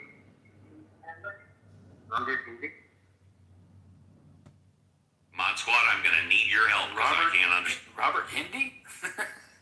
It sounds like someone in the background is telling them what to say. That's what it sounds like. Anything else, Mugabe? Okay. Thank you, bro. Okay, thank you. You're welcome. Thank you, bro. First class escort down with the other bro to the VIP. Gotta love those bros from India, let me tell you. Prophet, would you like to say goodbye? Prophet going once, Prophet going twice. Okay, we'll give Prophet a first-class escort to the VIP. John, would you like to say goodbye? John going once. Yeah. Thanks, Steve. Yeah. Hey. So I'll just give you a little Artemis news. Yeah. Not news, but the picture in my PTR is one of many that I just love. It's a picture. It was taken after reacquisition of signal on the far side of the moon. Yeah. The Earth is over on the left in that picture, out of the frame, shining on the part of the moon. So you can see a little Earth shine on the left side of the moon there. If you look closely, you'll see that the rest of the moon is absolutely unlit. There is no light shining on that other than starlight. And so it absolutely is pitch black.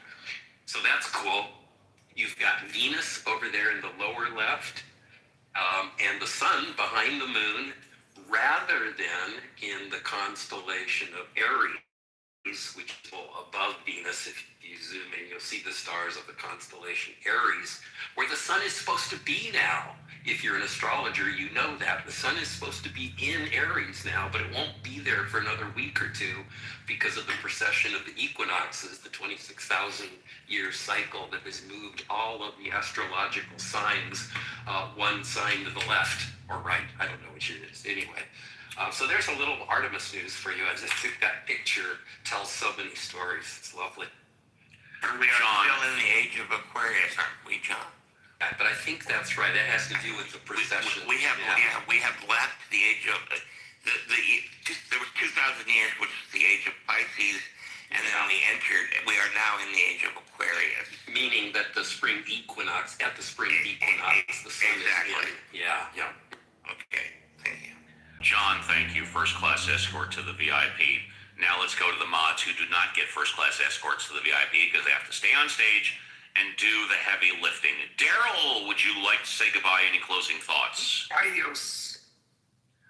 Lynn, would you like to say goodbye or any closing thoughts? I just, had a thought. Everybody's talking about the 10 Commandments and the Bibles and the rules and theism against atheism. And I think that you're right, Steve. Everybody has their own moral code. And I don't think that the education of the Bibles actually gives us any better moral code. People are people. They're going to make mistakes. They're going to do stupid shit. But I really think that the lessons in the Bible are more about reminding us that there are natural consequences to our decisions. And I think if we were to teach that instead of laws and regulations and you're going to hell and all this other stuff, when we have the age of forgiveness, seems absolutely stupid, ridiculous, and it doesn't make sense to anybody. So let's start teaching the ethics of the Bible as more things of like recognize the natural consequences of your actions. I think that would be a better way of us to promote and other than that, it's really about getting people to accept Christ, which is what we're supposed to do, which we're not going to do if we're not acting like he does. And that's about having like life forever, until eternity, being with him in heaven. So, we can't even get to that part if we're blowing people out of the water. That's just my thought. And with that, I'll say goodbye. Lynn, thank you. Violet, would you like to say goodbye? Closing thoughts. Yeah, really electric show today, Steve. Very much so, especially the first 2 hours. Yeah. We had Mojo. It was a really awesome combo today. That's right. I had a lightning bolt stuck far up my ass. Yeah, go ahead. I admit you saying that is what made me think of the conversation as being electric. Yes, exactly. Yes. I hope everybody has a great week, safe week, and I will be back next weekend. Thank you. And JCC, before you give your thoughts and goodbyes, I just want to say, in my humble opinion, and people may have forgotten, I thought the best part of the show was when Andrew first spoke, and I asked him if he was still mad at me from yesterday, and he said yes, and then he asked me if I was going to keep interrupting. I handed you the show for a full 5 minutes. JCC, standing ovation.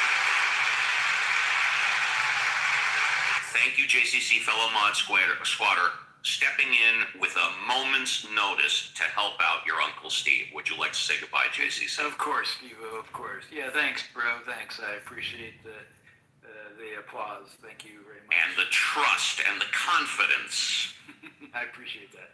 So yeah, great room, great show, good discussions. A lot of things said, not necessarily all in agreement, but I think we are leaving here today without hating one another, but hopefully understanding one another. And that is the whole premise of having these dialogues, to just come to an understanding.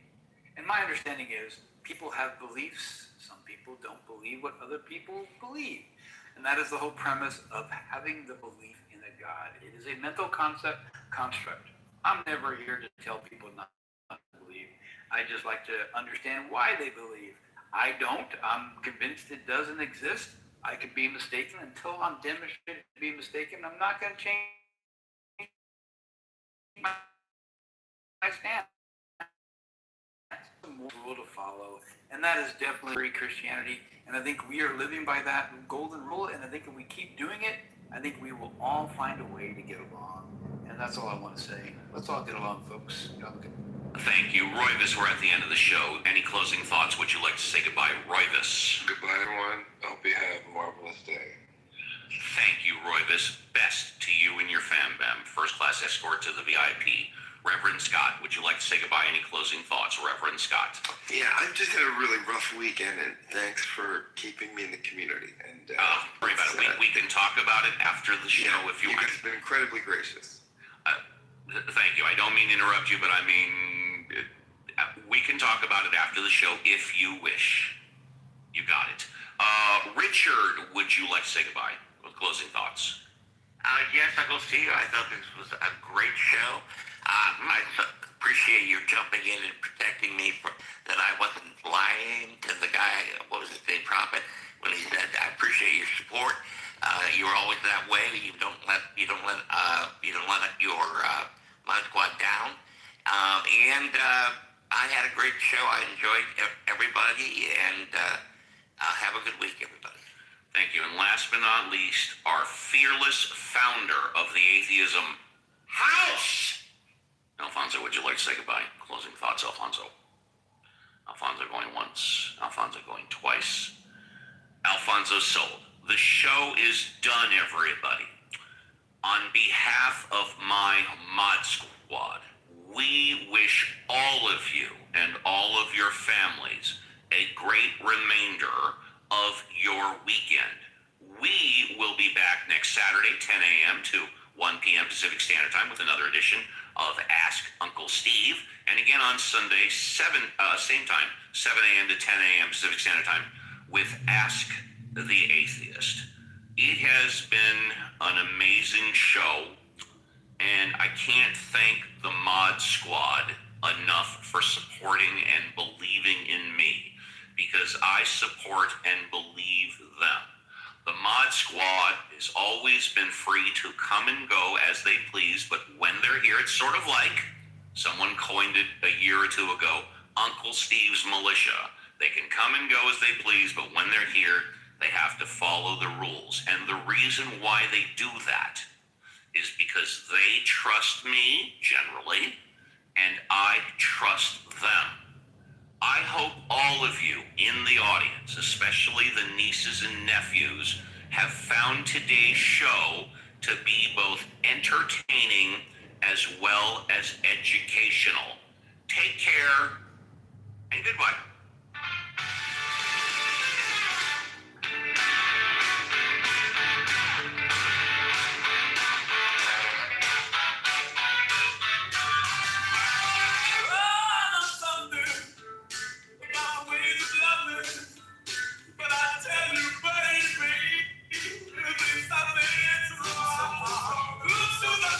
Yeah,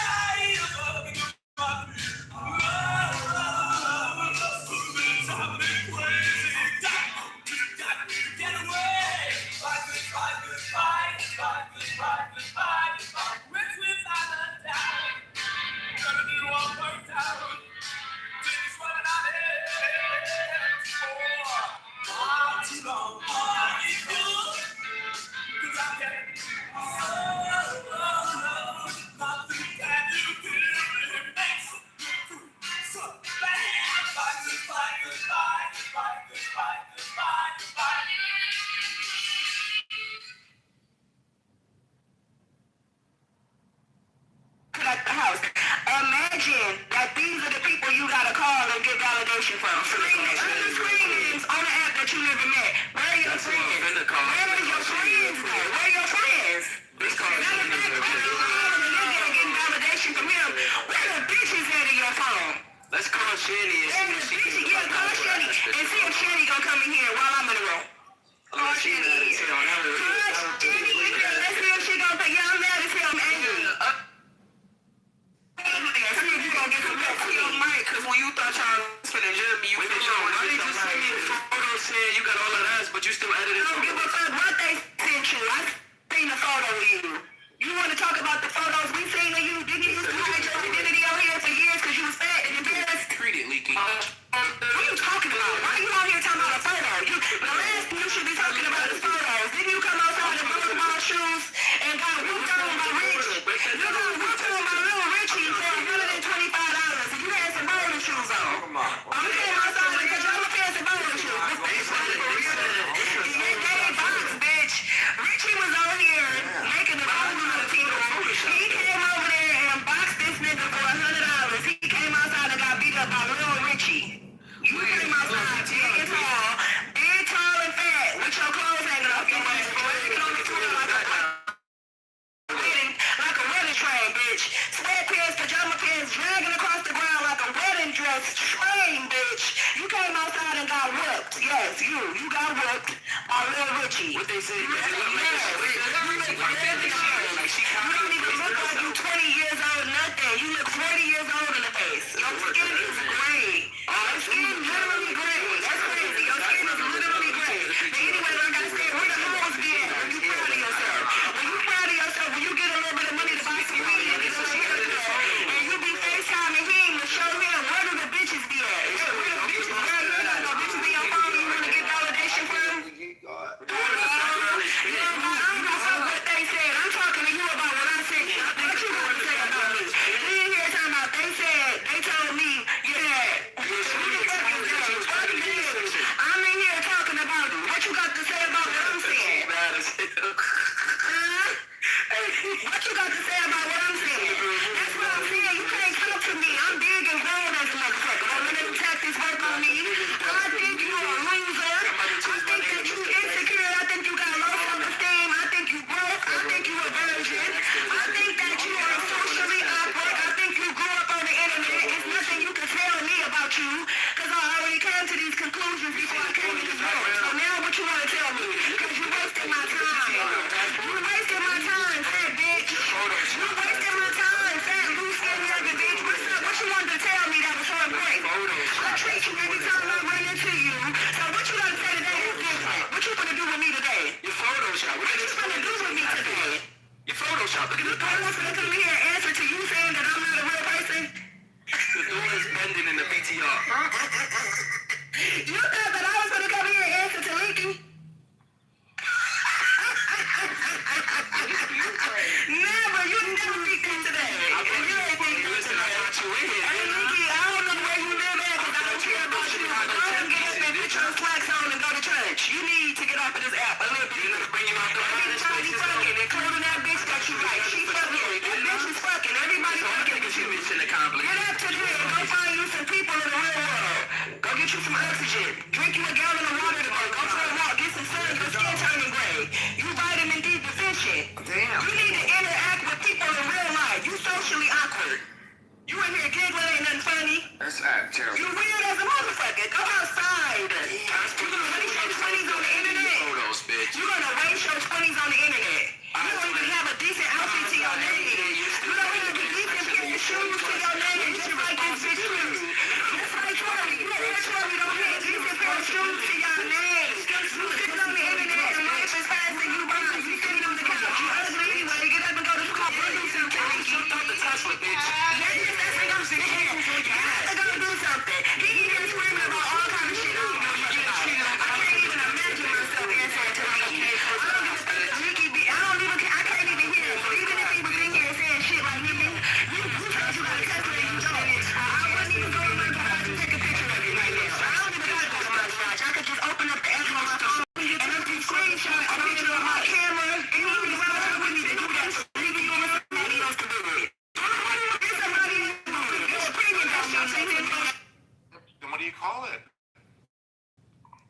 I'd say that a lot of people had their reservations. Even I did initially. When I first heard about